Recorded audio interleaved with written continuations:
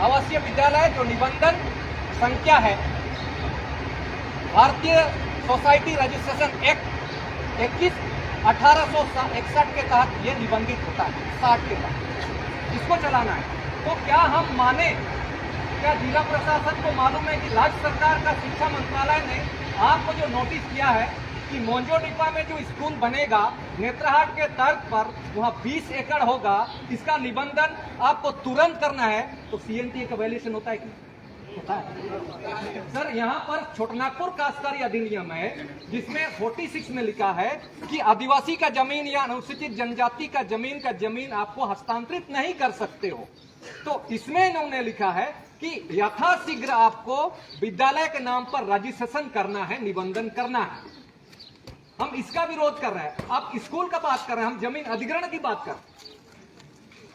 निबंधन हुआ आज के समय में, वर्तमान समय में निबंधन हुआ नहीं है, लेकिन इन्होंने कहा 2017 तक पूरा करना है। वित्तीय वर्ष 2017 से 19 में 2019 में निबंधन नहीं किया, ना बिल्डिंग बनाया। इस बिल्डिंग को छुपके से हमारा आपका चैनपुर में रहेगा और उस चैनपुर में 2017 से 18-19 का डॉक्यूमेंट है जो बच्चों का एडमिशन का। इसमें सर कोल्हान प्रमंडल की बात हो रही है। मोंजोडिपा स्कूल आपका सदर चाईबासा अंतर्गत कोल्हान के अंतर्गत में आपको 26 पीढ़ है और 26 पीढ़ में 1912, 13 और 18 का सेटलमेंट के अनुसार कोल्हान सेटलमेंट जो हुआ है उसके अनुसार 970 गांव है आपका खुटखटी गांव। इस खुटखटी गांव में आज के समय में 18 प्रखंड है। इस 18 प्रखंड में ना हो करके यहाँ लातेहार, गोड्डा, गिरिडीह, बोकारो, दुमका, रांची, लोहरदगा यहाँ के लोगों का एडिशन किया। हम जमीन सर क्या गोड्डा दुमका लोगों के लिए करेंगे? गोड्डा और दुमका में तो खुद नेत्रहाट के तर्ज पर स्कूल बनाने की बात हो रही है। आपका लोहरदगा जहां पर है लातेहार में तो खुद सर नेत्रहाट के तर्ज पर आवासीय विद्यालय नेत्रहाट खुद वहां पर है।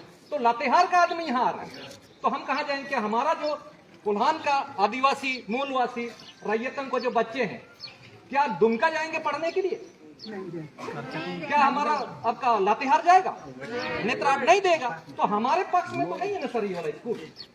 हमको तो इसमें अधिकृत ही नहीं किया गया है, इसीलिए ये वाला स्कूल का मामला ऐसा। अभी सर ने जिसने कहा, अभी दो चीज सर के सामने अपनी, क्योंकि हमारे सर हम लोग से ज्यादा पढ़े लिखे हैं, है ना सर, हम लोग से ज्यादा पढ़े लिखे हैं। लेकिन जिस चीजें की आपने व्याख्या किया सर, आप गैर मजूरवा शब्द का यूज किए हैं। गैर मजूरवा शब्द संविधान का किस अनुच्छेद या किस अधिनियम के तहत आता है? तो आपको दिखाई देगा बिहार काश्तकारी अधिनियम 1850। ये बिहार काश्तकारी अधिनियम यानी बंगाल काश्तकारी अधिनियम के तहत गैर मजूरवा आता है, गैर मजूरवा आम आता है, गैर मजूरवा खास। यहाँ बिहार काश्तकारी अधिनियम नहीं लागू नहीं है सर। यहाँ पर 1908 छोटनागपुर काश्तकारी अधिनियम के प्रोविजंस लागू है। तो छोटनागपुर काश्तकारी अधिनियम में यहाँ पर गैर मजूरवा शब्द आपको नहीं दिखाई देगा, यहाँ नहीं है। क्योंकि सर ने जो कहा है कि गैर मजूरवा का जमीन वैसा है जो जमीन जमींदारों का था, जो राजाओं का था। तो आज के समय में सर मानकी और मुंडा जमींदार नहीं है। ये रूढ़ी प्रथा पर आधारित, सामाजिक परंपराओं पर आधारित स्वाशासित लोग हैं सर। हम गांव के लोग हैं, वो हमारा खुटखटी रैयत है। जिस चीज का आपने जिक्र किया 589, ये जो जमीन है सर के अनुसार जो गैर मजूरवा शब्द लिखा गया है, तो गैर मजूरवा शब्द 1913-14 का सेटलमेंट और 1964 से पहले का सेटलमेंट, वहां पर आपको गैर मजूरवा अगर है 1913-14 का सेटलमेंट में नहीं का है, क्योंकि बिहार की उत्पत्ति से पहले झारखंड हुआ है छोटानागपुर के नाम पर। 1908 तब बना और विल्किंसन रूल 1833 के अनुसार गाइडलाइन होता है। बंगाल रेगुलेशन 13 1833 के तहत यहाँ पर मुंडा और मानकी जो प्रशासनिक व्यवस्था है, इसका सामाजिक परंपरा, ये 1833 से है। इसके तहत मुंडा और मानकी को हकूकनामा मिलता है। हकूकनामा के द्वारा हम लोग संचालित होते हैं। तो वर्तमान समय में सर की जो बातें हैं, गैर मजूरवा सब बिहार लैंड रिफॉर्म एक्ट 1950-1954 के तहत अंगीकृत है। लेकिन जब भी विधानमंडल से कोई कानून रेगुलेशन पास होगा, क्योंकि हम संविधान के भाग 10 अनुच्छेद 244(1) 5वीं अनुसूची में हम संरक्षित हैं।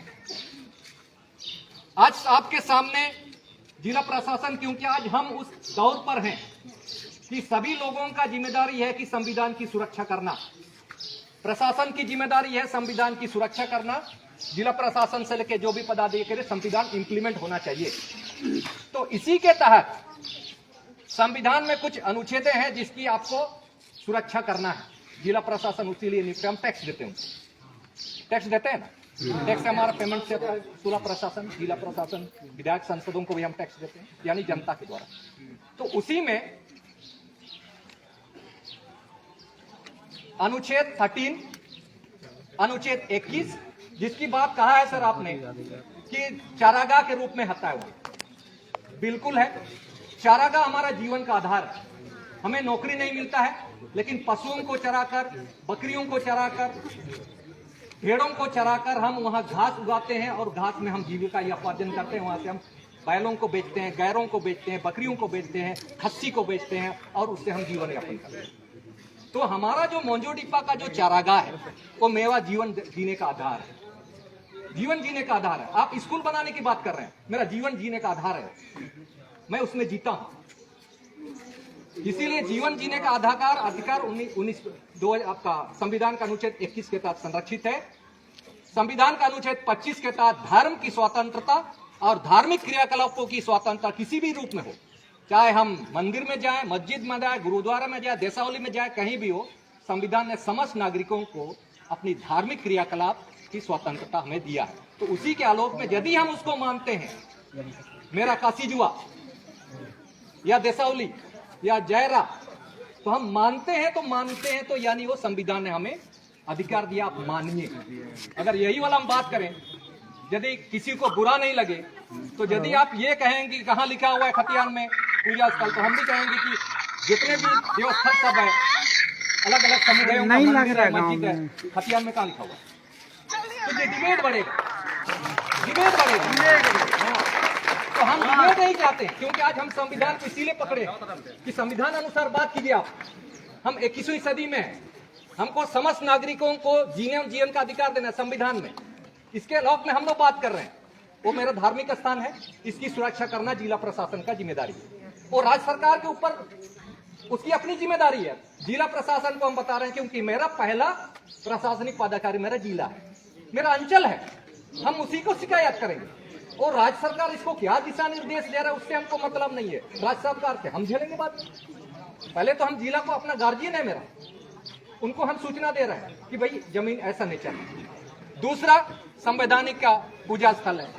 दूसरा एक पहलू था उन्होंने जो कहा है गैर मजरूआ, ये गैर मजरूआ छोटानागपुर काश्तकारी अधिनियम के तहत में नहीं आता है। तीसरा एक पॉइंट है जिसको आपको याद दिलाना चाहेंगे कि यदि राज्य सरकार ये बोले कि राज्य सरकार का जमीन है, क्योंकि ये दिक्कत है 1952 से लेके एजुकेशन सिस्टम में कि ऐसा लोगों को पढ़ाया गया कि संविधान से लोग भूल गया। राज्य सरकार संविधान का अनुच्छेद 152 से लेके 237 अनुच्छेद के तहत गाइड होता है। संघ का सरकार का जो केंद्र की जो हमारी सरकार है लोकसभा में, वो 52 से 152 अनुच्छेदों के भीतर में अपनी क्रियाकलाप, संवैधानिक व्यवस्थाओं की क्रियाकलाप करता है।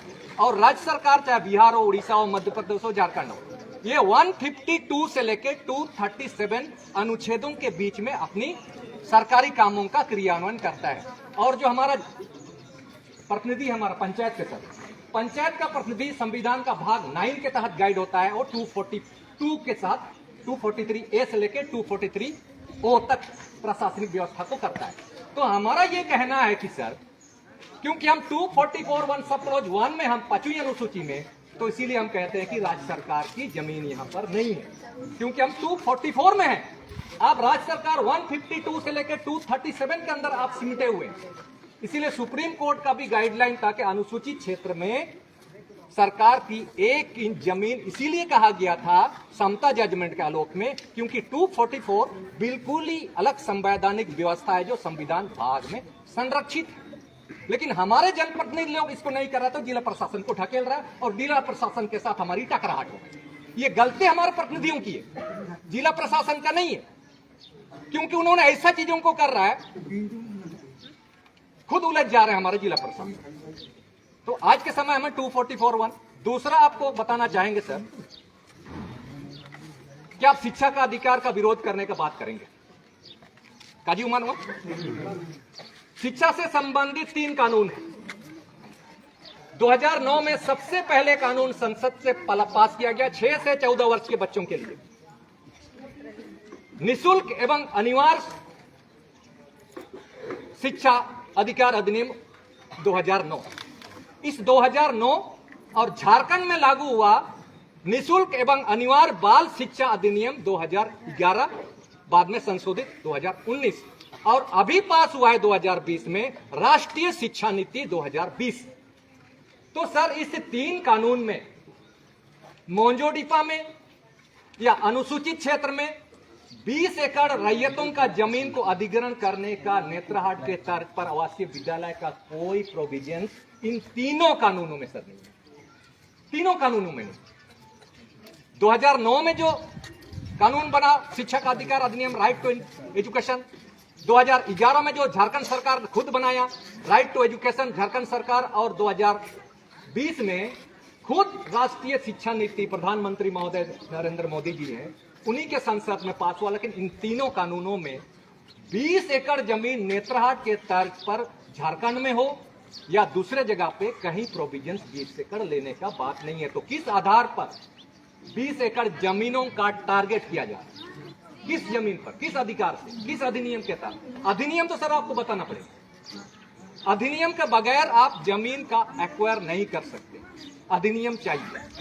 यदि आज के समय में कोई अधिनियम है, क्योंकि पेशा कानून एक है, कोई भी परियोजना यदि लागू होता है तो ग्राम सभा को पूछेगा, हो सकता है ग्राम सभा को पूछा है, नहीं पूछा है, लेकिन आपको वहां स्पष्टीकरण देना होगा कि समाज पर उसका गलत प्रभाव ना पड़े। ये भी जिम्मेदारी प्रशासन की होती है। या जिम्मेदारी वावाची जामेन ते बाहरी आबादी आता है या मेरे बच्चों का एजुकेशन का जो अधिकार है उसको नहीं मिलता है तो खंडन किया जा सकता है आज के समय में। तो वर्तमान समय में जो स्कूल के तर्ज पर है, ये 3 चीजों का उल्लंघन करता है।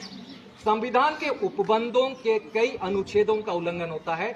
अनुच्छेद संख्या सर 13 का सब क्लॉज 3 रूढ़ी और प्रथा 1 नंबर। दूसरा नंबर, क्योंकि पॉइंट लिखना है, संविधान का अनुच्छेद 21 जीवन जीने का अधिकार, प्राण रक्षा का अधिकार। यदि खेत है, जमीन है तो सर हम जिएंगे, अन्यथा नौकरी तो हमको नहीं मिलेगा। आज का टेक्नोलॉजी आर्टिफिशियली रोबोटिक का युग में हमको नहीं मिलेगा। और गांव की आबादी सर बढ़ेगा। जब वो गांव बसा था तो 4-5 आदमी सर आए थे, आज वहां पर 300 परिवार है। जमीन वहां पर 700 से ज्यादा एकड़ नहीं है किसी भी गांव में। आबादी बढ़ रही है, उनको भी कोई भूमिहीन होने वाला है, उनके यहाँ पैसा नहीं कि शहर में जमीन लेगा, तो उसको जीने के लिए भी हमको बंदोबस्त भी देना होगा। क्या हम उसको छोड़ देंगे? नहीं छोड़ेंगे। जिला प्रशासन हो सकता है छोड़ दो भाई, जा खरीद लो, जहां पर जैसे दूसरे समुदाय के लोग खरीदते हैं बाहर में। हम लोग के पास तो पैसा नहीं, क्योंकि मेरा खुटखटी गांव है। खुटखटी गांव हम थाना संख्या 69, थाना संख्या 70 आपका पुटीदा है, थाना संख्या 68, थाना संख्या अलग है। यानी सर आपको शायद नहीं मालूम होगा, खुटपानी ब्लॉक में 1 नंबर थाना बैंका से शुरू होता है और 115 थाना संख्या, मतलब 115 टू रेवेन्यू विलेज है आपका, यहां जनमबेड़ा तक आता है। अगर यदि कोई बात उठे, आज ये कोई बोले कि भाई मोंजोडिपा में ही बनाना है, तो ये संकल्प संख्या सर आपको दे देंगे। विद्यालय की स्थापना दुमका, चाईबासा और खूंटी नगर के 15 से 20 किलोमीटर के परिधि में की जाए ताकि अच्छे फैसिलिटी उपलब्ध हो। तो आप सर खुटपानी ब्लॉक में हैं, सदर ब्लॉक में भी हैं, आए हुए हैं, सीईओ हैं आप दोनों। आप देखिए, अगर खुटपानी में यहाँ विधायक का आपके ऊपर प्रभाव है, क्योंकि उसको ज्यादा चाहिए, यदि उसको है तो खुटपानी के अंतर्गत में सर 115 टू गांव है। जो लगता है कि जिसको लगता है कि हमारे गांव पर हम विरोध कर रहे हैं, तो बहुत सारे लोग तैयार हैं, उनसे पूछ लीजिए। यहाँ पंचायत प्रतिनिधि लोग हैं, जिला ये आपका परिषद हैं या प्रमुख हैं, या आपका पंचायत समिति सदस्य है, उनसे मांग लीजिए जो समर्थन कर रहे हैं मोंजोडीपा के तर्ज पर, नेतरहाट के तर्ज पर स्कूल बनना चाहिए, तो उन्हीं के गांव में जो तैयार है उन्हीं के गांव में कर देंगे हम लोग बिल्कुल तैयार हैं। इसीलिए हम लोग कर रहे हैं कि अगर वैसा स्कूल चाहिए जिसमें हमको सुनिश्चित हो, तो सर आपके सामने ये घोड़ा है मटकामातू का, इतना बड़ा खेत खाली में। अभी यदि हम सर्च करेंगे नेट में, खाता संख्या 1, थाना संख्या 21, खुटपानी थाना संख्या 21 है, ये वाला नहीं है सर खुटपानी आपका वहां है, थाना संख्या 21 में ये स्थापित है सुविधा के लिए। तब आपको दिखाई देगा कि प्रत्येक थाना के हिसाब से आपको खाता संख्या 1 में कई हजार एकड़ दिखाई दे। हो सकता है कोई दे दे, हमारा समुदाय का लोग हो सकता है दे दे, हो सकता है आपका जिला प्रशासन के साथ साथ हमारा विधायक लोग भी हैं। विधायक तो खैर लसोट इकिर का है, उधर तो नहीं जा सकता है, खुटपानी में है, तो खुटपानी में हो सकता है, बहुत जमीन है। तो आज के समय में इतना ही कहना चाहेंगे सर, क्योंकि संविधान का पकड़े हैं तो संविधान के अनुसार ही हम बात करते हैं। आपकी जिम्मेदारी है संविधान की सुरक्षा करना, हमारी जिम्मेदारी है अपने पीढ़ियों की सुरक्षा करना। तो पेशा कानून में ग्राम सभा की जिक्र है, उसका वायलेशन हुआ है, पूछा पूछी नहीं किया गया। हुकूकनामा में भी सर वर्तमान समय में मुंडा जिसको आप यह कर रहे हैं, हुकूकनामा में गैर वसीदार रैयतों को बंदोबस्ती करने का अधिकार नहीं। गैर वसीदार रैयत मतलब गांव का जो नहीं है, तो नेतरहाट के तर्ज पर तो विद्यालय को आप ट्रांसफर कर रहे हैं, जमीन ट्रांसफर हो रहा है सर, ये स्कूल नहीं बन रहा है, ये ट्रांसफर हो रहा है। तो ट्रांसफर का हम विरोध कर रहे हैं। स्कूल केवल बनता 1 एकड़ 2 एकड़, तो ये 7 हॉस्टल क्यों बनेगा सर? 7 हॉस्टल, क्योंकि सरकार को भी जिला प्रशासन को भी बताया नहीं गया कि कितना बन रहा है। खुद अंचलाधिकारी को हो सकता है नहीं पता, या तो पता है तो नहीं मालूम। यहाँ पर प्रति विद्यालय 7 छात्रावास निर्माण हेतु 300 करोड़ 300 लाख रुपए है, मतलब एक विद्यालय के ऊपर 3 करोड़, एक विद्यालय के ऊपर 3 करोड़, 7 तो है, 7 की 21 करोड़। अब 21 करोड़ क्या होगा हम लोग नहीं जानते, लेकिन सर 7 हॉस्टल और 100 छात्रावास, 100 विद्यार्थी, 100 विद्यार्थियों के लिए 7 हॉस्टल। ये कौन से है? ये तो जिला सरकार का नहीं दोष है, ये राज्य सरकार जिसने भेजा है उसने दिशा निर्देश किया, जिला प्रशासन तो इंप्लीमेंट कर रहा है, वो तो अपना ड्यूटी निभा रहा है। इसीलिए आज के डेट में आपसे आग्रह है, कुल राशि जो 18 करोड़ रुपए प्रचलित है, क्योंकि अधिनियम नहीं है, यहाँ के विधायक जी आप लोगों के माध्यम से, वर्तमान समय में झारखंड मुक्ति मोर्चा की सरकार है और कांग्रेस की सरकार है, उनसे सर हम चाहेंगे कि नेतरहाट के तर्ज पर आवासीय विद्यालय बनाने के लिए 20 एकड़ जमीन को एक्वायर करने का अधिनियम बनवा दीजिए। पहले अधिनियम बन जाए, कानून बन जाए, ताकि हम बंध जाएं, हम लोग को बोलने का अधिकार ना मिले कि ये तो कानून का विरोध कर रहे हो। अगर वैसा होगा तो बाद में हम कानून को समीक्षा करेंगे संविधान अनुसार। संविधान तो आज समीक्षा करेंगे ही हम, 5वीं अनुसूची के अनुसार हम संविधान की समीक्षा करेंगे आज के दिन। इतना हम गरीब क्यों हैं? तो आज के समय में इतना ही कि जो तर्ज सर आप हमको दे रहे हैं 1833 बंगाल रेगुलेशन 13 1833, अगर इसी को यदि आप पढ़ेंगे तो 1874 शेड्यूल डिस्ट्रिक्ट एक्ट 1874 और 1935 में भारत शासन अधिनियम 1935 की धारा 91 और 92 के तहत हम लोग एक्सक्लूडेड एरिया और पार्शियल एक्सक्लूडेड में रहे। उसी के तर्ज पर संविधान में हमको 5वीं अनुसूची बिल्कुल ही सेपरेट विंग दिया गया है कि हाँ, क्योंकि हमारी परंपरा, रीति रिवाज, दस्तूर, जीवन यापन का शैली बिल्कुल अलग है। ना हम व्यापार करते हैं, ना नौकरी करते हैं, ना हम बिजनेस या बाकी ठेकेदारी कर सकते हैं, हम लोग कुछ नहीं कर सकते। इसीलिए हम लोग को खेती बाड़ी कीजिए, आप जैसा रहना चाहते हैं वैसे ही रहिए, इसीलिए हमको 5वीं अनुसूची दिया है। हम लोग को जैसा रहना है वैसे ही रहने दीजिए, बाकी आप लोग हम लोग को सपोर्ट कीजिए कई संविधान के अनुसार, ताकि हम भी डेवलपमेंट करें, ताकि ये जो महिलाएं हैं सर, हड़ियाँ और दारू और चींटी जिसको बोलते हैं, हाउ को झाड़ू पत्ता, मतलब आज़ादी का 78 ईयर भी सर इस बेबसी पर मत रखिए। 20-25 हजार रुपए हम लोग को भी कमाने जैसे कुछ बनाइए। हम लोग को अभी भी हम झाड़ू, कार्टून, पत्ता, आपका चींटी, यही लोग हम लोग बेचते हैं। तो हम चाहेंगे सर कि वर्तमान समय में जो हमारी जो बातें हैं आपको संज्ञान में लेने के लिए कहे थे, क्योंकि ये पूरा के पूरा डॉक्यूमेंट्स है सर, ये पूरा के पूरा डॉक्यूमेंट्स है। मोंजोडीपा गांव के नाम पर जो स्कूल चल रहा है, ये सच्चाई है कि कहाँ कहाँ से लोग आए। जिला प्रशासन को भी हो सकता नहीं मालूम। तो आज के समय में मैं अपनी बातों को इतना ही कहेंगे कि यदि सर के सामने कुछ मेरा पर्सन के अंतर्गत यदि कुछ बोलना चाहेंगे तो मुझे बोल सकते हैं।